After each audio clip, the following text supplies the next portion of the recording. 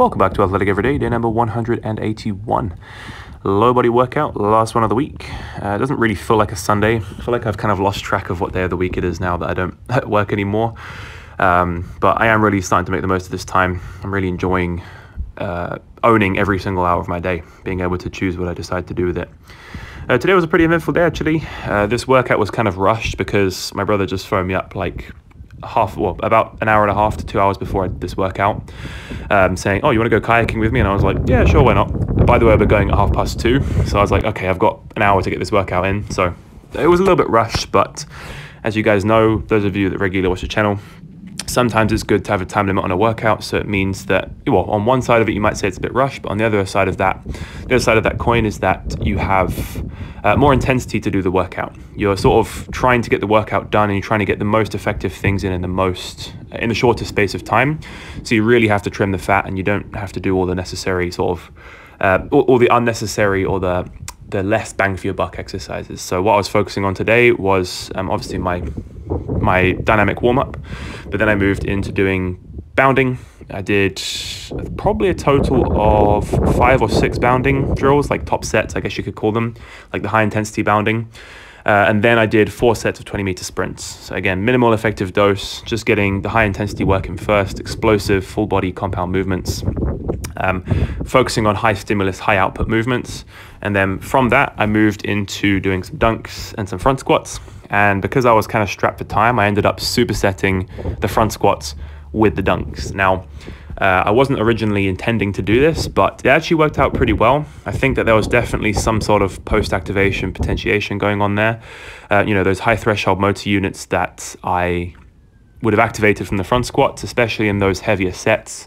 In theory, I would have been activating those same muscle groups for the jumping. So I would have been potentiating those muscles with the front squats for jumping, and vice versa. When I did the vertical jumps, I would have been potentiating those same muscles, the quads, glutes, core muscles for bracing. You brace for a front squat. You also brace when you do vertical jump. Any kind of athletic movement, you're going to get some core bracing. So yeah, there was definitely some post-activation potentiation going on there between those two exercises. And I actually measured the rim again today, and the rim was 9'7.5". And I'm not sure if it's because I moved it around on the ground a little bit, but I'm always going from the front rim, and I'm always butting the rim right up against that pole. So essentially, I was dunking on half an inch higher rim today than I was day before yesterday. So that's pretty good. The bounds weren't going too well today. I felt like I was feeling a little bit slow, a little bit. I wasn't feeling very springy off the floor, I guess you could say. Sprints went okay. Haven't done sprints in a little while, actually. And I know that for speed, if you want to develop your speed, you do have to be touching maximal speed at least 2 to 3 times a week. So I'm definitely going to be looking at incorporating more sprints in. One thing I am happy about, though, is that I'm getting some more high frequency dunks in, and my knees are feeling fine. I'm feeling, very little pain or discomfort from my knees, like I have in the past when I do high volume jumping. So that is a very good sign. For the front squats today, worked up to a top set of 120, and I did 5 reps, which was quite nice. And what I do thoroughly enjoy a lot more about front squats is because of the nature of the bar resting in that front rep position. When you rest the bar in that position, you have to be more upright with the torso, and you load more of the quads. It also means that there's a lot less chance for the lower back to go into spinal flexion. Now, everyone gets, to some extent, a little bit of butt wink. There's going to be some kind of butt wink, but I get it a lot more excessively on back squats than I do on front squats. So it's also a much more effective way to load the whole body, but I think you can generally do they're a lot more taxing, I find.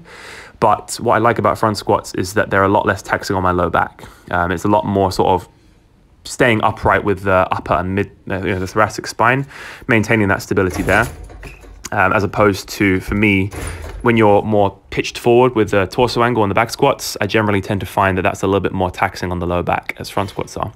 And I think personally, for me going forwards, front squats will have a lot more bang for my buck. They're the sort of lowest hanging fruit for me because my quads are a lot weaker than my glutes. I mentioned in the past, I'm a lot more hip dominant than I am quad dominant. So it does make sense to front load squats, maybe even incorporate some Zercher squats in there so that I can really focus on developing that anterior chain. My max back squat is 170 kilos. My max front squat is only 140. So if I can sort of up that number a little bit, then it would be nice to see if that transfers over into my clean. Top set on the front squats, I was able to do 120 for 3. Then after my last set, I did 120 for 5, as you can see here. I think I have done 120 for 5 in the past when I was at the last week of my weightlifting program.